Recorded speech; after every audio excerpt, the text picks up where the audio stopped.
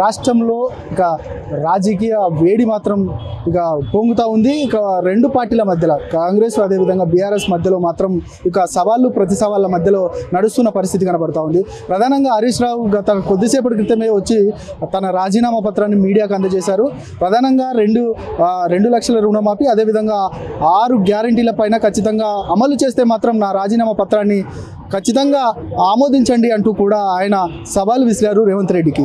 ఈ సవాల్కి సంబంధించి గత కొద్దిసేపటి క్రితమే కాంగ్రెస్ నాయకులు వచ్చి ఇక ఆయన ఏదైతే అమరవీరులకు నివాళులర్పించారో వారన్నిటికి సంబంధించి ప్రధానంగా ఒక పసుపు నీళ్లతో శుద్ధి చేసిన సందర్భం కనబడ్డది. ఇప్పుడు ఈ అంశానికి సంబంధించి మనతో మాట్లాడడానికి మాజీ మంత్రి పుష్పలీల గారు మనతో పాటు ఉన్నారు. మేడం, ప్రధానంగా చెప్పండి, ఇక మీరెందుకు వచ్చి హరీష్ రావు వచ్చి రేవంత్ రెడ్డికి సవాల్ విసిరారు? ఇక నా రాజీనామాకి సంబంధించి 6 గ్యారంటీలు అదేవిధంగా 2 లక్షల రుణమాఫీ ఖచ్చితంగా మీరు అమలు చేస్తే మాత్రం నా రాజీనామా పత్రాన్ని ఆమోదించండి అంటూ కూడా రేవంత్ రెడ్డికి సవాల్ విసిరారు. కానీ మీరు వచ్చి ఇక్కడ ఏదైతే పసుపు నీళ్ళతోటి శుద్ధి చేయడం దీని వెనకాల ఏంటి అసలు? హరీష్ రావు ఎవడు మరి ఇవరికి ఇక్కడికి? హరీష్ రావు అనేవాడు ఓడిపోయిన పార్టీ ఎమ్మెల్సీ.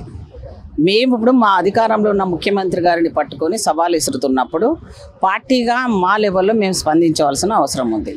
ఈ అమరవీరులు ఉసురు పోసుకొని ఏ ఒక్క అమరవీరుడు కూడా ఏమి చేయలేని వీళ్ళు ఇప్పుడు వచ్చి మరి అక్కడ వచ్చి నేను సవాల్ ఇసరడానికి ఈ స్థానాన్ని అంటే ఇక్కడ ఎన్నుకున్నాడు అంటేనే వీళ్ళు ఎంతమంది చావుల కారణమైన ఈ దొంగలు ఇక్కడ వచ్చి మొసలు కన్నీరు కార్చడమే కాకుండా చేస్తున్నందుకు ఇదంతా నిజంగా వాళ్ళ ఆత్మలు ఘోషిస్తాయి అన్నమాట.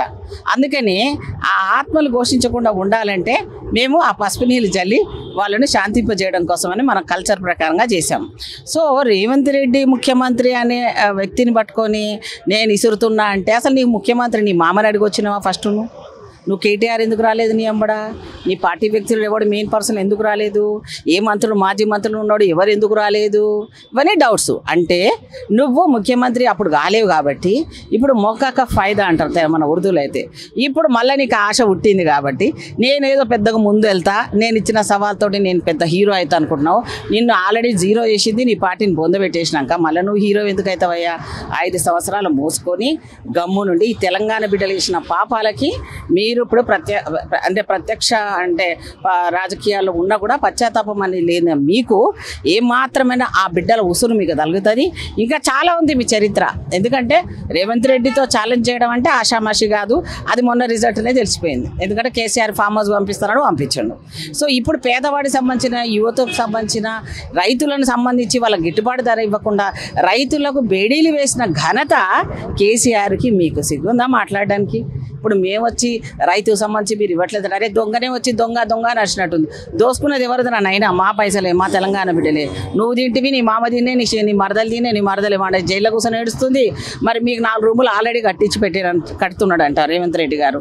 నెక్స్ట్ మీదే కాబట్టి దానికి భయం తప్పించుకోవడం కోసము ఎక్కడ తెలంగాణ వాళ్ళని ఇది చేస్తాడేమో అన్న లెవెల్లో భయపడిపోయి వచ్చిన హరీష్ రావు. అంతే తప్ప ఆయనకు అంత సీన్ లేదు. అలా మామ ఊడుకోడు, అలా బామ్మరిది ఊడుకోడు. ఇంటికి పోయినాక అలా భజన ఏమవుతుందో చూసుకోండి. అంటే ఎవరిని అడిగి ఇచ్చిండు? పార్టీని రద్దు చేయడం అంటే ఈయనదా? ఈయన స్థాపించిన పార్టీ? కేసీఆర్ పెట్టిన పార్టీ? అది హరీష్ రావు పెట్టిన పార్టీ? ఎవడన్నా తుగ్లక్లాగా మాట్లాడితే నువ్వు వినడానికి, నీ మాటలు వినడానికి, ఏదో కొంగలాగా నువ్వు జపం చేసే మాటలు నమ్మడానికి ఎవరు లేరు. ఖబర్దార్, మేము డెఫినెట్గా చేస్తాము. నువ్వు రెడీగా పెట్టుకో కాదు, నీ మామని అడిగి తీసుకొని వచ్చి ఇదే ఇక్కడ ముక్కు రాయమను. చేసిన తప్పులకి ఇంతమంది సావుకు కారణమైన మీరు, మీ మామతో సహా, మీ బామ్మర్దితో సహా, ఆమె అయితే పోయి జైల్లో ఉంది, సంతోష్ రావుతో సహా అందరు వచ్చి ముక్కు నేలకు రాస్తే కనీసం అమరమీరుల కన్నా కొంచెమన్నా మీరు ఏమంటారు పాప ప్రక్షాళన చేసుకున్న వాళ్ళు అవుతారు.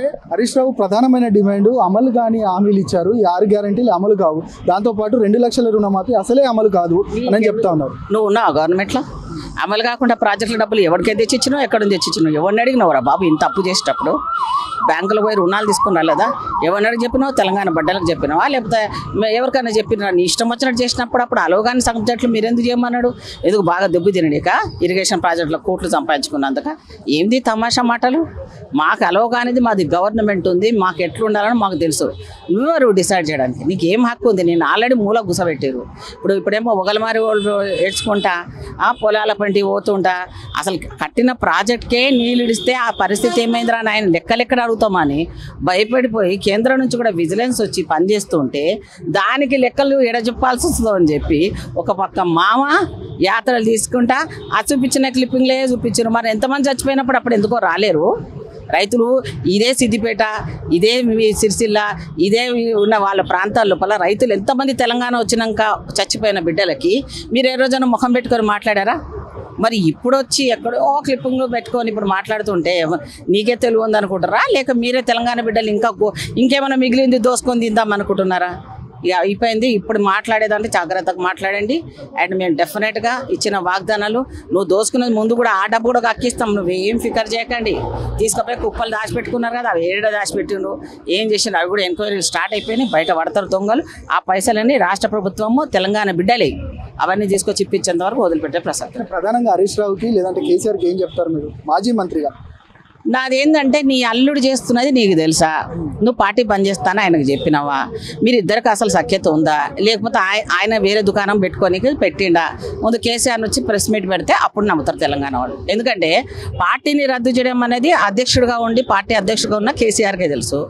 ఈయనేదో ఆయన మోచేతులు నిధి లాగినాడు, ఈయన వచ్చి పార్టీని రద్దు చేస్తాను అనే లెవెల్లో మాట్లాడతాను సమాధానం చెప్పలేదంటే నాకు అక్కడే ఫెయిల్యూర్ అయింది. కాబట్టి కేసీఆర్ ఇది చూసుకొని హరీష్ రావుని ఇప్పటికైనా హద్దుల్లో పెట్టుకోకపోతే అసలుకే మోసం వస్తుంది. ఆ మోసంలో ఇంకెక్కడ పోతారో ఈ తిహారైనా మరి సరిపోతుందో ఇంకేమైనా అండమాన్ ఏమైనా చూడాల్సి వస్తుందేమో ఆలోచించుకోవాలి. అంటే ప్రజల నుంచి ఒక క్వశ్చన్ మాత్రం వస్తుంది మేడం, ఏంటంటే సవాళ్ళ వల్ల ఈ యొక్క సమస్యలు పరిష్కారం కాదు. ఇటు కాంగ్రెస్ ఇటు బీఆర్ఎస్ చేస్తున్నదంతా కూడా ప్రజలకు ఇబ్బందికరంగా తప్ప ప్రజలకు ఏ విధంగా మేలు చేయదు అనేది కూడా కొంత ప్రజల నుంచి వస్తున్న విషయం. దీన్ని ఎట్లా చూస్తారు? సవాళ్ళు అంటే దొంగ వచ్చి దొంగ అరుస్తుంటే మనం చెప్పొద్దా?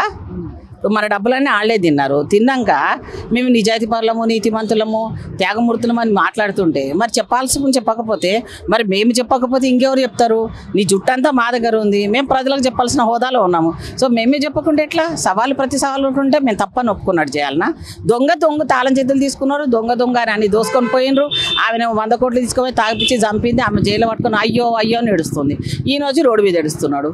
మరి బిడ్డను ఒక రోజున మాట్లాడండి పోయి. మరి ఇప్పుడు హరీష్ రావును కూడా మరి అడిగి చేస్తున్నాడా? ఇది క్లారిటీ లేదు వాళ్ళిద్దరి మధ్యలోనే. సో మామ వాళ్ళకి సవాల్ అవుతుందా? మరి మామ దుకాణం బంద్ చేస్తాడా? దానికి కేసీఆర్ సమాధానం చెప్పాలి. ఇక బీజేపీ వాళ్ళు అంటున్నారు, ఇక మా పార్టీని పక్కన పెట్టి వారిద్దరు ఆడుతున్న స్టంట్ ఇది, ఇటు బీఆర్ఎస్ అదేవిధంగా కాంగ్రెస్ ఆడుతున్న గేమ్ అంటూ కూడా బీజేపీ నాయకులు చెప్తా ఉన్నారు. ఎట్లా చూస్తారు? అసలు వాళ్ళకి బుద్ధి ఉండండి, నాకు అర్థం కాదు. మొన్నటి వరకు ఒక మోడీ ప్రధానమంత్రి వచ్చి బీఆర్ఎస్తో ఉన్నాడు కాబట్టి లాస్ట్ 10 days వచ్చి నన్ను వచ్చి కేసీఆర్ ఇప్పుడు అడిగిండు పార్టీలు కలుపుకోమన్నాడు. మరి అన్ని రోజులు ఎందుకు ఉండలేవు? ఎంక్వైరీ ప్రధానమంత్రి ఎందుకు వేయలేదు? ఇన్ని వేల కోట్ల రూపాయలు చేసుకుంటుంటే, కరప్షన్ అయిపోతుంటే, ప్రజలకు అన్యాయం జరుగుతుంటే కేంద్ర ప్రభుత్వాన్ని జోబులో పెట్టేసుకున్నారు. ఎందుకంటే వీళ్ళిద్దరు మ్యాచ్ ఫిక్సింగ్ కాబట్టి. గెలిచి ఉంటే ఒక పద్ధతి ఉండేది, ఓడిపోయారు కాబట్టి ఇప్పుడు ఈ రకమైన యాక్టింగ్లో బదలాయించి ఆ దొంగలు మళ్ళీ మామూలు బదలాం చేద్దామని మాకేం కర్మ పట్టింది? మేము సెక్యులరు, మాకు అందరు కావాలి. మీరేం చేస్తారు? మీరు చేసిన తప్పులు కట్టుకొని పోయి లోపల పోయి మోడీ పోయి కాళ్ళు పట్టుకుంటారు. అందుకోసం మీకు అవసరం, మాకు అవసరం లేదు. ఇది మొత్తానికి పుష్పలీల గారు చెప్తా ఉన్నారు. ఇక పూర్తిగా కేసీఆర్కు చెప్పకుండానే ఈ యొక్క సవాలుకి సంబంధించిన విషయాన్ని హరీష్ రావు తెర మీదకి తీసుకొచ్చారు.